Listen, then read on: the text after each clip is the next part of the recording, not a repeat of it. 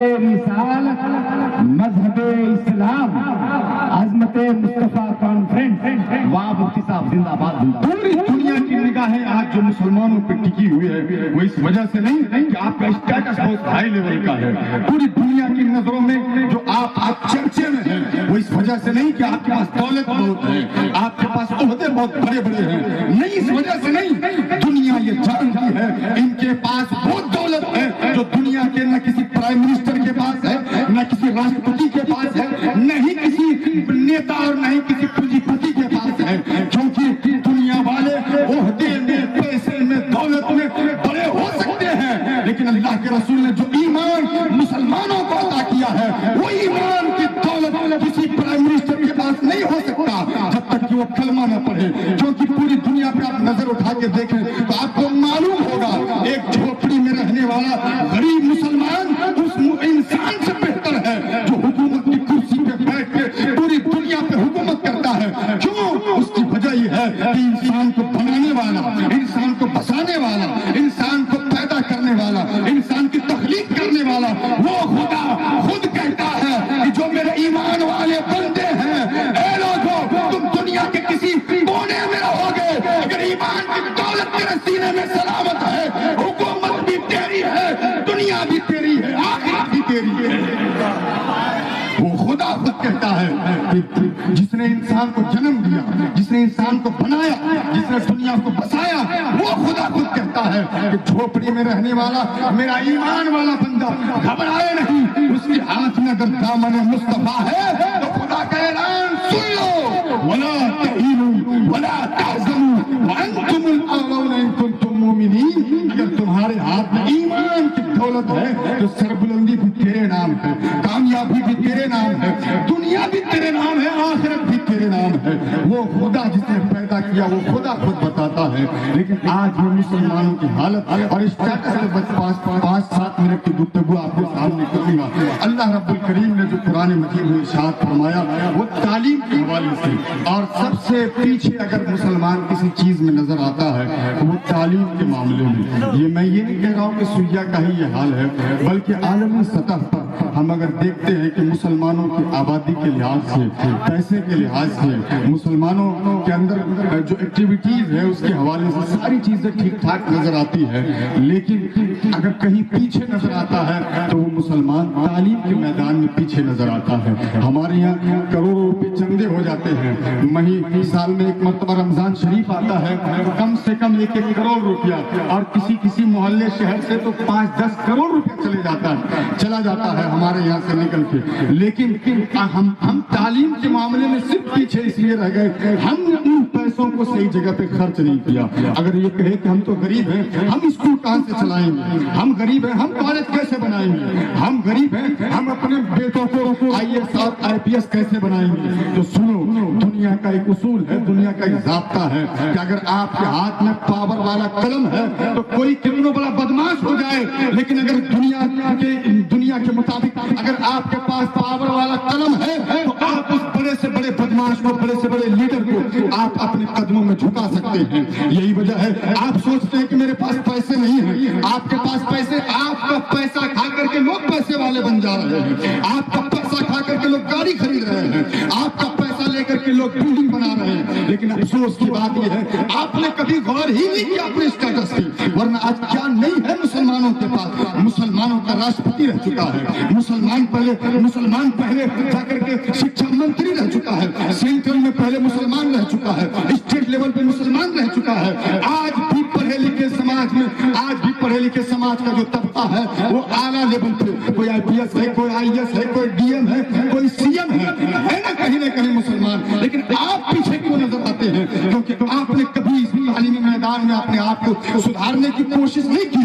آپ نے بہت زیادہ آپ خوش ہوئے تو جا کر کے جو ہے 2-4 آدمی، 5-10 آدمی مل کر کے کوئی پارٹی کر لیے۔ آپ بہت زیادہ خوش ہوئے تو جا کر کے 2-4-10-20 لوگوں کو لے کر کے آپ نے پنڈال سجایا اور ایک محفل کر لی۔ آپ بہت زیادہ خوش ہوئے تو یہ مرغے کی پارٹی، یہ بارات میں 100-150 لوگ چلے گئے، یہ شادی بیاہ میں فضول کا 2-2.5 لاکھ روپیہ آپ نے خرچ کر دیا۔ ان ساری چیزوں میں آپ نے پیسے خرچ کیے، لیکن کبھی تعلیم کے نام پہ آپ نے جوڑا نہیں کہ ہم ایک سال کا بجٹ اگر نکالتے ہیں تو دیکھیں کہ ہم شادی بیاہ پہ کتنا خرچ کر رہے ہیں، تعلیم پہ کتنا خرچ کر رہے ہیں، بچوں کی پڑھائی پہ کتنا خرچ کر رہے ہیں، گھر مکان بنانے میں کتنا خرچ کر رہے ہیں. ہم نے کبھی اس کا حساب و کتاب نہیں کیا کیونکہ ہم صرف کھانے پینے میں اور عیاشیوں میں لگے ہوئے ہیں. اے لوگوں، میں آپ کو اسلام کا پہلا سبق بتاتا ہوں. سرکار مدینہ صلی اللہ تعالی علیہ وسلم پاکیزہ مذہب اسلام جب اس دنیا میں لے کے آئے، قرآن جیسی عظیم الشان کتاب میرے نبی پہ 40 سال کی عمر میں جب سب سے پہلی وحی نازل ہوئی غار حرا کے اس پاک پوتر اور اس اونچے پہاڑ پہ، تو سنیے، سب سے پہلا اسلام کا جو پیغام تھا وہ روزہ نہیں ہے، وہ نماز نہیں ہے، وہ حج نہیں ہے، وہ زکات نہیں ہے، وہ یہ ساری چیزیں نہیں ہیں، یہ تو بعد میں نازل ہوئی. سب سے پہلا میسج، سب سے پہلا پیغام اسلام کا اگر کوئی ہے وہ تعلیم ہے، وہ ایجوکیشن ہے، وہ نالج ہے. یہ اسلام نے سب سے پہلے دیا.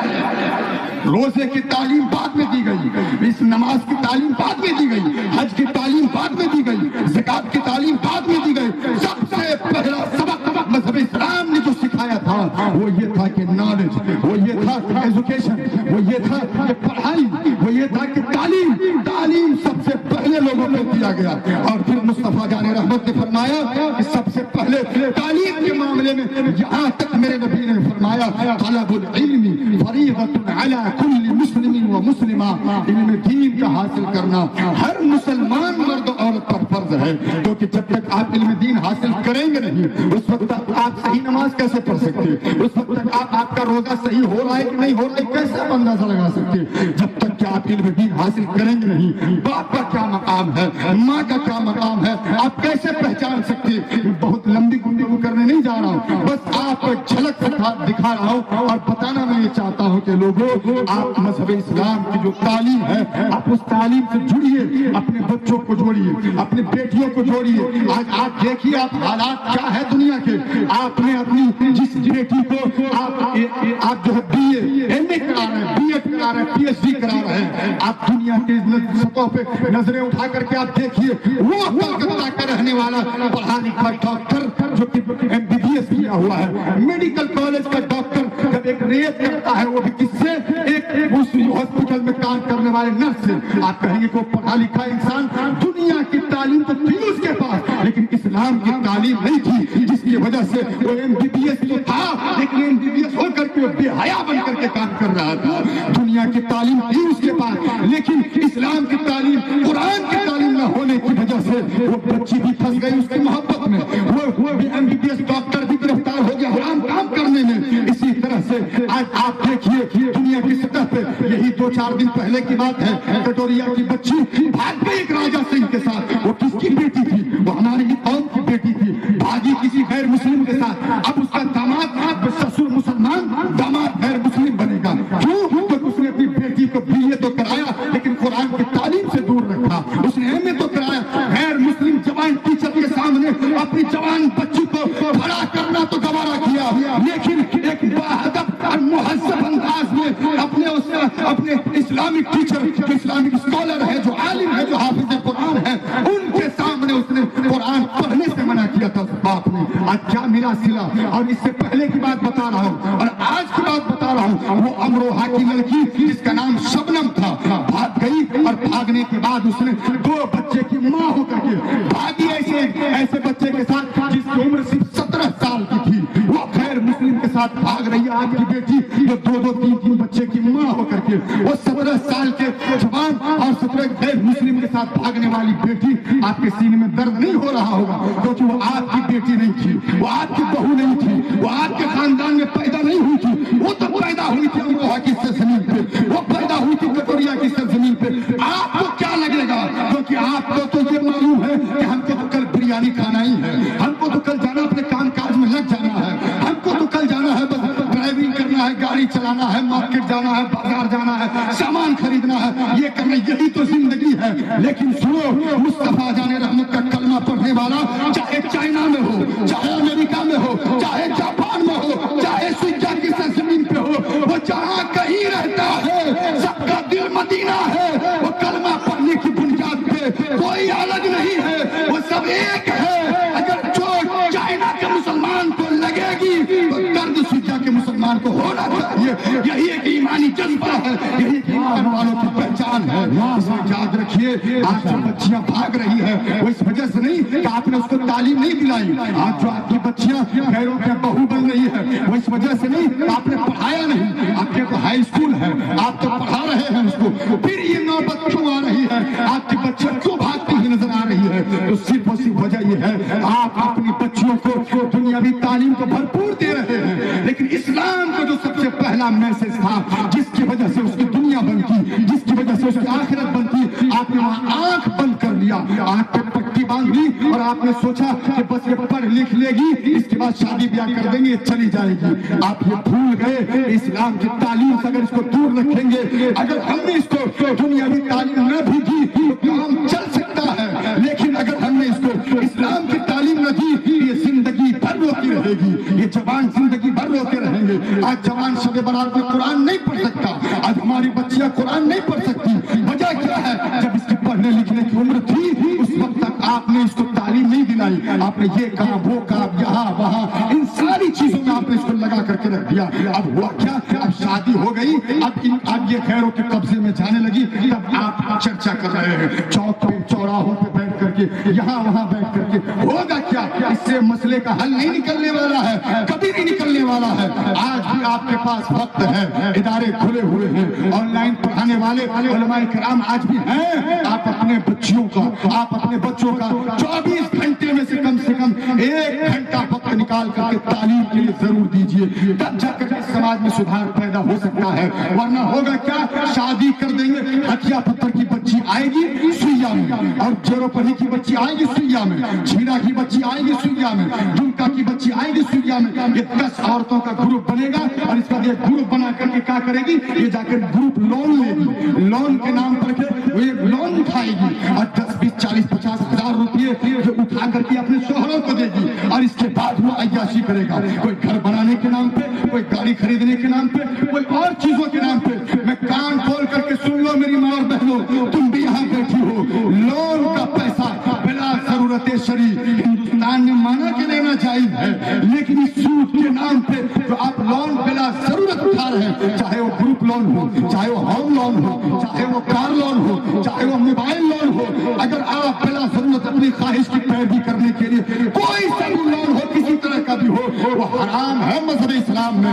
1 पैसा भी हराम है, 1 रुपया भी हराम है, 1000 भी हराम है। अगर वो पैसा उठा करके आप अपने शोहरों के हाथ में दे रहे हैं, इससे आप घर बना लीजिए, इससे आप गाड़ी खरीद लीजिए, इससे आप कर्जा खत्म कर लीजिए, तो आप वो पैसा नहीं दे रही है, आप ग्रुप बना करके अपने शौहर को उस जहन्नम के आग में ढकेल रहे हैं, जिसको खाने से मुस्तफा जाने रहमत ने मना किया था, जिसको खाने से अल्लाह रब्बुल इज्जत ने कुरान पाक में ऐलान जंग फरमाया था कि जो लोग सूद खा रहे हैं, वो सूद खाने वाले, खिलाने वाले, उसके गवाह बनने वाले, ये सारे लोग गुनहगार हैं। ऐसा नहीं कि वो औरत गुनहगार है, अगर उसका शौहर उसको भेज रहा है कि जाओ लोन उठा लो, 10-20 हजार रुपये का 2-4 हजार रुपये घाटा हम बर्दाश्त कर लेंगे, अगर शौहर भेज रहा है तो शौहर भी उतना ही गुनहगार है जितना कि लोन उठाने वाली बीवी गुनहगार है। अगर बाप भेज रहा है, बाप उतना ही गुनहगार है जितना कि लोन उठाने वाली बेटी जो गुनहगार होगी। इसलिए याद रखिए, जितनी जरूरत, जितनी चादर हो उतना ही पैर फैलाइए, शौहर की थोड़ी कमाई पे सब्र कीजिए। अरे आज नहीं होगा तो कल होगा, क्या दिक्कत है?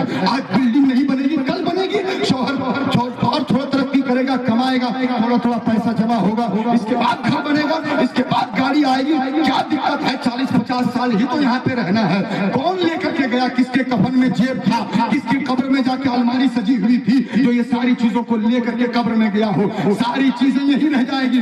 आप जिस तरह से अपने बनाए हुए बाप दादा के घर में रह रहे हैं, कल आप चले जाएंगे, इस घर में आपके बच्चे रहेंगे, वो चले जाएंगे, उसके बाद उसके बच्चे रहेंगे, वो चले जाएंगे, उसके बाद उसके बच्चे रहेंगे। फिर किस बात की फिक्र करना है कि हमें जाके 50 हजार का लोन उठाना है, 40 हजार का लोन उठाना है, हफ्ता में दे देंगे, महीने में दे देंगे। लोन और ये सूद का कारोबार आज आप लोगों को बेहिस बना दिया है। हमारी औरतों को हरामखोर, मर्दों को हरामखोर बना करके रख दिया है। लोन का 1 पैसा घर में आ रहा है, सब मिलकर के बाप भी खा रहा है, बेटा भी खा रहा है, बेटी भी खा रही है, बहू भी खा रही है। एक ही कढ़ाई में उसी लोन के पैसे से चावल बन रहा है, गोश्त बन रहा है, दाल बन रही है, खाना बन रहा है, सब आराम से खा رہے ہیں. اب ذرا ایمانداری سے بتائیے گا, وہ سود کا پیسہ جس سے آپ نے کھانا بنایا, آپ بھی کھائے, باپ بھی کھایا, بیٹی بھی کھائی, ماں بھی کھائے, اب اس سے جو باڈی میں خون تیار ہوگا وہ خون حلالی ہوگا یا حرامی ہوگا؟ اس خون میں کیا ایمان کی تاثیر ہوگی؟ اس خون سے کیا رزلٹ دیکھنا چاہتے ہیں؟ آپ کا بچہ عالم دین بنے گا, آپ کا بچہ ڈاکٹر بنے گا, آپ کا بچہ کالجوں میں پڑھنے والا پروفیسر بنے گا؟ کبھی نہیں بنے گا. یہ جہاں جہاں جائے گا لچا لفنگا کی طرح زندگی گزارے گا, کیونکہ سود کھانے والا عزت دار نہیں ہو سکتا. حلال کمائی پہ گزارا کرنے والا عزت دار ہوا کرتا. بہت اچھا, زندہ باد, زندہ باد, سبحان اللہ. سود کی کمائی کھانے والا ہرگز عزت دار نہیں ہو سکتا ہے. حلال کمانے والا تھوڑا پیسہ ہو لیکن حلال ہو, اللہ تعالیٰ اس کو عزت عطا فرماتا ہے. تم سوچتے ہو کہ ہم سود کا پیسہ سے گھر بنا کر کے لوگوں کو دکھا دیں گے کہ دیکھو ہم بڑا آدمی ہیں.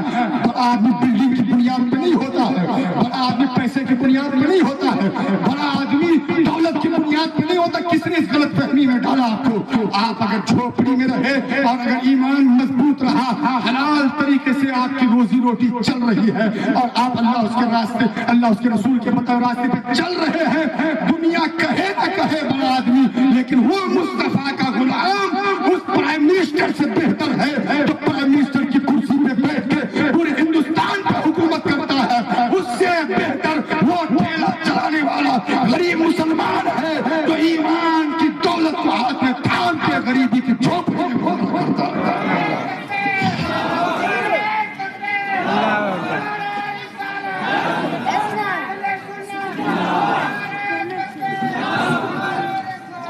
آپ نے مذاق سمجھ لیا اسلام کو.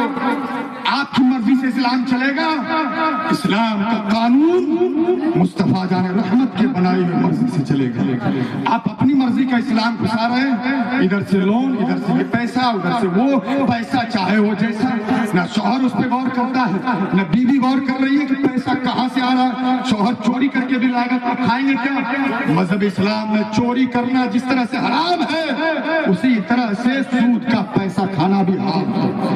بلکہ چوری کرنے میں تو جو چوری کرتا ہے صرف وہ گنہگار ہوتا ہے. سود کھانے میں سود لینے والا, سود دینے والا اور اس میں جتنے گواہ بن رہے ہیں وہ سب کے سب برابر کے گنہگار ہوتے ہیں. یاد رکھیے, اسے ان چیزوں سے بچیے, تھوڑا کھائیے, ایک وقت بھوکے رہ جائیے, لیکن حرام کا پیسہ اپنے گھر میں مت آنے دیجیے. کیا ہو گیا؟ 10-20 سال سے لون کا کاروبار چل رہا ہے نا, کتنی بلڈنگیں بن گئی, کتنے کا بچہ ڈاکٹر بن گیا, کتنے لوگوں کا بچہ IAS آفیسر بن گیا, کتنے لوگوں کا بچہ انجینئر بن گیا, کتنے لوگوں کا بچہ عالم دین حافظ قرآن بن گیا. اتنی بڑی بستی ہے. کیا مسلمانوں کا ایک اسکول ہے آپ کے پاس؟ کیا مسلمانوں کا ایک ہاسپٹل ہے آپ کے پاس؟ کیا مسلمانوں کے یہاں اگر کوئی تباہی بربادی آ جائے تو کوئی ایسا بیک سپورٹ ہے کہ اس کو آپ 1 لاکھ روپیہ مدد کر سکیں؟ کیا کسی غریب کے شادی ہو 1 لاکھ روپے کا سامان دے سکیں؟ ہے آپ کے پاس؟ اتنی بڑی تعداد میں ہر گھر میں سودی کاروبار ہو رہا ہے. پھر کیا کر لیا؟ وہی کیے جو اس سے پہلے چلے آ رہے. کل بھی لچا لفنگا لنکا بن کے زندگی گزار رہے تھے, آج بھی آپ وہی کر رہے ہیں. تو پھر کیا فائدہ ہے حرام کھانے کا؟ اس سے بہتر تو یہ ہوتا کہ حلال کھاتے, اپنے بال بچوں کو حلال روزی پہ زندگی گزارا کرتے, تو اللہ تعالیٰ اسے برکت دے دیتا. اور دعا کرتے رات کے سناٹے میں, مولا تو نے مجھے دولت نہ دی تو کوئی بات نہیں, لیکن میرے بیٹے کو عالم دین بنا دے. رات کے سناٹے میں ماں کی دعا اس زمین سے اٹھتی عرش اعظم سے ٹکراتی ہوئی.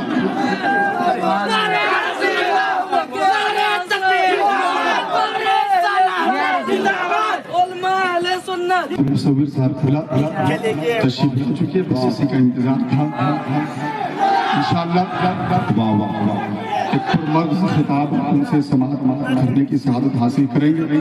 میں تو آپ کے نعرہ تکبیر, نعرہ رسالت, علامہ ڈاکٹر مفتی مصور صاحب قبلہ بس تشریف ہے کہ جو لوگ ادھر ادھر ہیں وہ آ جائیے. بس میں ایک ماحول بنا رہا تھا اور کچھ باتیں آپ کے سامنے رکھنے کی کوشش کر رہا تھا جو ہمارے سماج میں ہے. یقیناً اس کمی کو دور کرنے کی ضرورت ہے. سب مل کر کے مشورہ کیجیے, بیٹھیے اور اس کمی کو دور کیجیے, ورنہ آنے والی پیڑھیاں آپ کو معاف نہیں کریں گی. اب کب تک مسلمانوں کو کمزور کریں گے؟ آج ہم ہی لوگ نہ مل کے کمزور کر رہے ہیں. ایک بیٹی کے غریب کی شادی ہوتی ہے, ایک मुसलमान ही तो जाके कहता है कि 2 लाख रुपया दो, तब जाकर के तेरी बेटी को शादी करके ले जाएंगे। कौन कमजोर कर रहा हमारे समाज को? कोई कहता है क्या कोई प्राइम मिनिस्टर आज तक ऑर्डर दिया क्या 2-2.5 लाख रुपए का जहेज मिलेगा तब जाकर के उसकी बेटी को लेके जाना? कोई नहीं कहता। एक मुसलमान को कमजोर करने वाला एक मुसलमान है। तो आप इस्लामी तालीमात से जुड़िए, अपने आप को जोड़िए। आपकी बच्ची बड़ी हो गई कोई बात नहीं, ये उलमाए कराम जिस तरह से कल खिदमत कर रहे थे आज भी आपकी खिदमत करेंगे। आप टाइम से स्कूल भेजिए और उसी में से टाइम निकाल करके, अगर स्कूल का टाइम 10 बजे